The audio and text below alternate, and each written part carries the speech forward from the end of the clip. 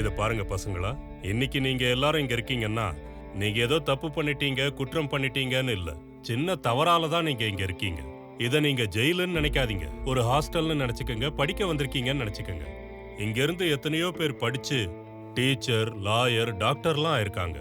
நீங்க நல்லா படிச்சீங்கன்னா படிக்க வைக்கிறதுக்கு அரசாங்கம் தயாரா இருக்கு.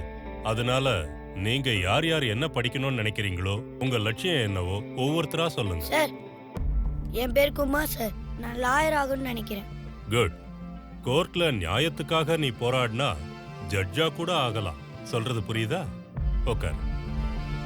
சார், என் பேர் ஸ்ராவன் சார். நான் போலீஸ் ஆகணும்னு ஆசைப்படுறேன். போலீஸ் ஆகணும்னா 10th ஸ்டாண்டர்ட் படிச்சா போதும். அதே டிகிரி பாஸ் ஆகி ஐபிஎஸ்க்கு நீ ப்ரிப்பேர் ஆனன்னா நீ எஸ்பி ஆகிறதுக்கு வாய்ப்பு இருக்கு. உன் பேரை சொல்லு தம்பி. என் பேர் சூர்யா சார். நீ ஃபியூச்சர்ல என்னவாகணும்னு நினைக்கிற? சிஎம். ஜிஎம்மா? ஜிஎம் இல்ல சார், சிஎம், சீஃப் மினிஸ்டர். கட்சி ஆபீஸ்ல இருந்தா. ஹலோ, என்னையா சுப்ராஜ், நடு ராத்திரியில அவ்வளவு அவசரமா என்ன மீட்டிங்? வேற என்ன, 10 நாள்ல எலெக்ஷன் ரிசல்ட் வருது. சர்வே ரிசல்ட்டும் வந்திருக்கும். அதை பார்த்து மேடம் டென்ஷனா இருப்பாங்க. அதான் மீட்டிங் அரேஞ்ச் பண்ணிருப்பாங்க. அவ்வளவுதானா? அதை தவிர இந்த டைம்ல வேற என்னவா இருக்க போகுது? நடு ராத்திரின்னு கூட பார்க்காம மீட்டிங் வச்சு உங்க எல்லாரையும் இங்க வர வச்சதுக்கு என்ன மன்னிக்கணும். பரவாயில்ல, இருக்கட்டும் மேடம். நமக்காகவும் நம்ம கட்சிக்காகவும் இதை கூட பண்ண மாட்டோமா? ஆமா, இந்த நேரத்துல எதுக்கு மேடம் வர சொன்னீங்க? எதுக்காகனா ஓட்டிங் சர்வேல எல்லாம் செக் பண்ணிட்டேன். சர்வேல என்ன தெரிய வந்திருக்குன்னா, அரசியல் அமைப்புப்படி அசெம்பிளில இருக்கிற 175 சீட்ல இந்த வாட்டி ஆளுங்கட்சிக்கு 40%, எதிர்கட்சியா இருக்கிற நமக்கு 42% சீட்ஸ் கிடைக்கும்னு தெரிய வந்திருக்கு. இப்போ மீதி இருக்கிற அசெம்பிளி சீட்ஸை இண்டிபெண்டன்ட் கேண்டிடேட்ஸ் ஜெயிக்கிறதுக்கான வாய்ப்பு இருக்கு. அதனால இந்த வாட்டி நம்ம கட்சி ஆட்சி அமைக்கணும்னா கண்டிப்பா நமக்கு தேவையானது இன்னும் 10 சீட்ஸ் மட்டும்தான். அந்த 10 சீட்ஸையும் எந்த கட்சியிலயும் நிக்காம சுயேட்சையா நின்னு ஜெயிச்சவங்கள நம்ம கட்சிக்கு நாம கொண்டு வந்தோம்னா கண்டிப்பா இந்த வாட்டி நாம ஆட்சி அமைக்க முடியும். இப்ப நாங்க எல்லாரும் என்ன பண்ணணும்னு சொல்லுங்க மேடம். நீங்க சொடுக்கு போட்டா உங்களுக்காக வேலை செய்யறதுக்கு உங்க பின்னாடி 1000 பேர் இருக்காங்க. அவங்கெல்லாம் வேணான்னு இந்த மழையிலையும் நீங்க என்ன பார்க்கணுங்கிறதுக்காக வந்திருக்கீங்கன்னா மேட்டர் எவ்வளவு சீரியஸ்ன்னு எனக்கு புரியுது. சொல்லுங்க, இந்த பாஷா உங்களுக்காக என்ன பண்ணணும்? சுயேட்சையா நின்னு ஜெயிக்க போற அந்த இண்டிபெண்டன்ட் கேண்டிடேட்ஸ் மேல இப்பல இருந்தே கிரவுண்ட் லெவல்ல இருந்து ஒர்க் ஸ்டார்ட் பண்ணுங்க. அதிகாரத்துல இருக்கிறவங்களுக்கு முன்னாடி நாம எப்படியாவது அவங்கள வளைச்சு போடணும். வயசு அதிகமாகிட்டே இருந்தாலும் இன்னும் என்னோட பயணம் மட்டும் இந்த பக்கத்துக்கும் அந்த பக்கத்துக்கும் நடுவுலே போயிட்டு இருக்கு பாஷா. அதனால தான் இந்த வாட்டி எப்படியாவது நாம ஆட்சி அமைக்கணும்னு நான் ஆசைப்படுறேன் பாஷா. நீங்க சொல்றது கரெக்ட் மேடம். ஆனா இந்த கேப்ல அதிகாரத்துல இருக்கிறவங்களோட நாயான அந்த துர்கா நாம வளைச்சு போடணும்னு நினைக்கிற அந்த இண்டிபெண்டன்ஸ இந்த வாட்டியும் அவங்க பக்கம் இழுத்துட்டு போயிட மாட்டான்னு என்ன நிச்சயம்? கடிக்கிற நாயை கட்டி போட்டு வைக்கணும். அதனால தானே இந்த வாட்டி பெயிலே கிடைக்காத கேஸ போட்டு அவனை ஜெயில்ல வச்சிருக்கோம். ஆனா ஜெயிலுக்குள்ள இருந்து அவனால எதுவும் பண்ண முடியாதுன்னு நினைக்கிறீங்களா? அதுக்கு நீ எனக்காக ஒரு வேலை பண்ணணும். என்ன பண்ணணும்னு சொல்லுங்க மேடம். சென்ட்ரல் ஜெயில்ல ஒரு கைதி இருக்கான்.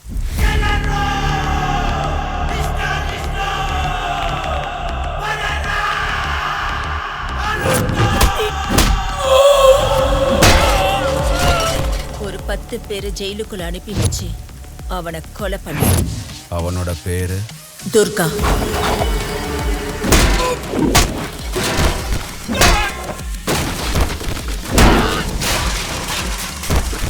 He is the most dangerous animal.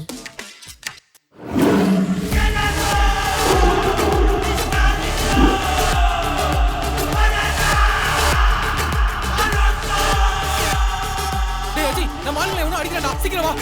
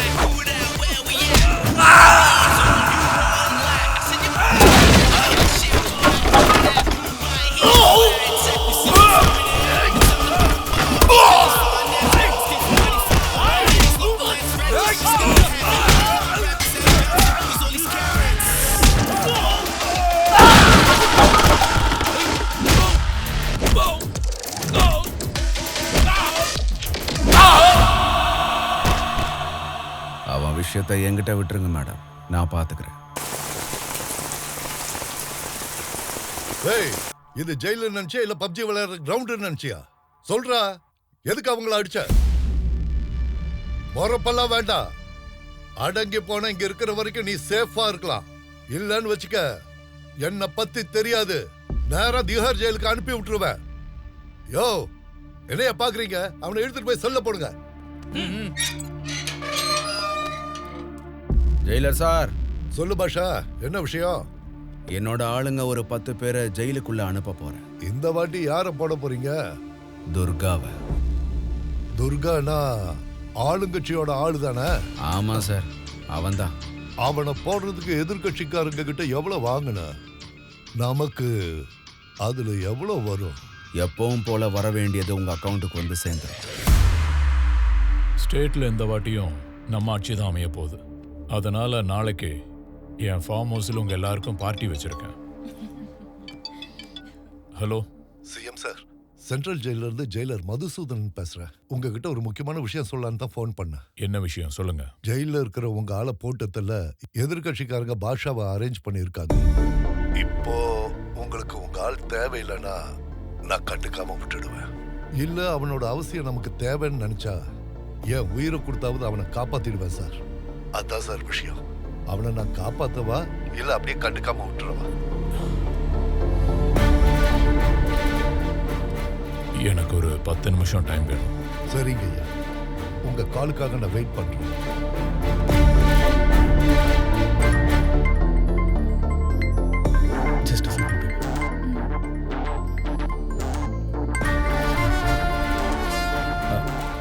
மாமா சொல்லுங்க மாமா. ஜெயில துர்காவை போட்டு தள்ள எதிர்கட்சிங்க பிளான் பண்ணியிருக்காங்களாம். இன்னும் அவனால வேலை ஏதாவது ஆகணுமா? ஐயோ மாமா, இனிமேதான் அவனை வச்சு வேலையை ஆரம்பிக்க வேண்டியது இருக்கு. இன்னும் 15 நாள்ல நாம தான் மறுபடியும் அதிகாரத்துக்கு வரப்போறோம். அப்புறம் அவனால நமக்கு என்ன தேவை? இந்த வாட்டி நீங்க நினைக்கிற மாதிரி அதிகாரம் அவ்வளவு ஈஸியா நம்ம கிடைச்சிடாது மாமா. ஏன்னா 70% அவங்களுக்கு ஃபேவரா தான் இருக்கு. அந்த விஷயம் உனக்கு எப்படி தெரியும்? இந்த எலெக்ஷன் சர்வே ரிப்போர்ட்ஸ் எல்லாத்துலயும் நம்மளை விட அவங்க தான் ஸ்ட்ராங்கான பொசிஷன்ல இருக்காங்க. கவுண்டிங்லயும் அது நிஜமாயிடுச்சுன்னா நாம ஜெயிக்கிறதுக்கு நிச்சயமா நமக்கு நிறைய எம்எல்ஏஸ் தேவைப்படுவாங்க. அவங்கள மிரட்டி பயமுறுத்தி நம்மளுடைய கட்சிக்கு கூட்டிட்டு வரணும்னா அதுக்கு துர்கா தான் ஒரே ஆப்ஷன் மாமா. And he is the most powerful weapon we have today. அப்படிப்பட்ட ஒருத்தனை இந்த டைம்ல வேணாம்னு சொன்னா இந்த வாட்டி நம்ம ஃபார்ம் பண்ண வேண்டிய அரசாங்கத்தை அவங்க கிட்ட நாமளே கொண்டு போய் கொடுத்த மாதிரி ஆயிடும். எலெக்ஷன் ரிசல்ட் டிக்ளேர் ஆகுற வரைக்கும் ஜெயில என் ஆளு மேல ஒரு கீறல் கூட விழக்கூடாது. அப்புறம் என்னங்கய்யா, நான் பாத்துக்கிறேன். அப்புறம் அவனை இங்க ப்ரொடெக்ட் பண்றதுக்கு பெரிய அமௌண்ட் செலவாகும். அதை நான் பாத்துக்கிறேன். சார், எனக்கு ஒரு சின்ன டவுட் சார். என்ன டவுட்? அப்போ துர்காவை போடுறதுக்கு காசு வாங்குனீங்க, இப்போ காப்பாத்துறதுக்கு பணம் வாங்குறீங்க.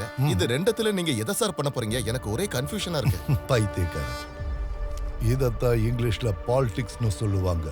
அதையே நம்ம தமிழ்ல அரசியல்னு சொல்லுவாங்க.